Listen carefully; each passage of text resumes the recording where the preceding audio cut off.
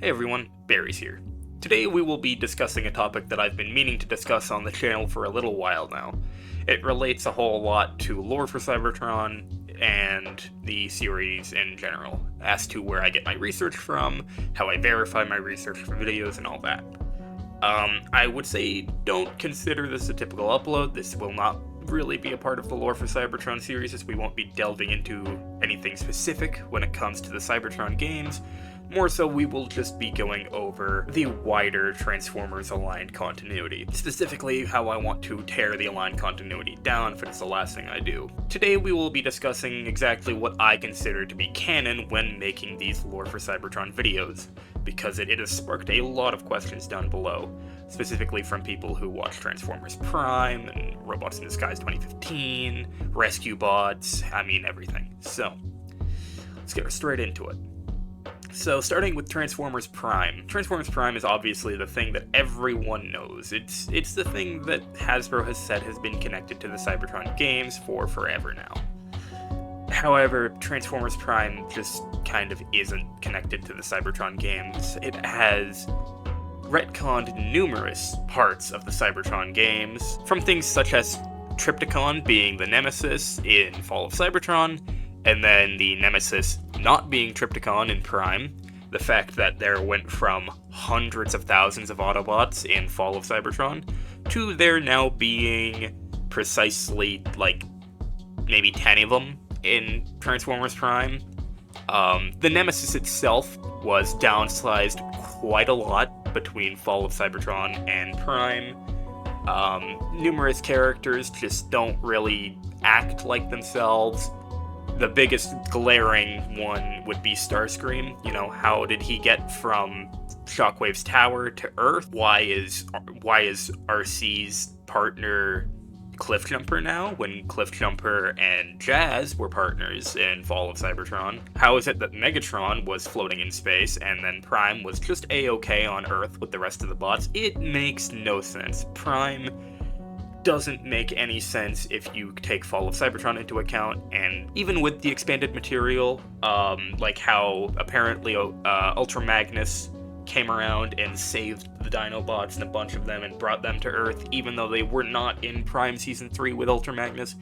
It makes zero sense. Which, for everyone who is like, oh, how dare you, you are destroying the aligned continuity. The people who made Prime did not want it to be connected to the Cybertron games, and High Moon did not want to be connected to Prime. I'm going with what the original creators wanted and not what the multi-million-dollar corporation says, because the multi-million corporation doesn't care about continuity. They only care about making more money. If Prime is no longer canon, then that means that also, by extension, RID 2015 isn't canon. But, you know, just to further prove that, RID 2015, how is Grimlock the same character? How are those two guys even remotely similar to each other? RID 2015, not canon.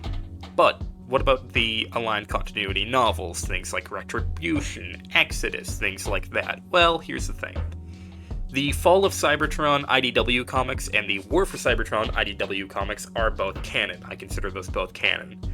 Exodus is also canon. It doesn't override anything. If anything, it enriches the universe of the Cybertron games, so therefore I'm going to say that Exodus is obviously canon.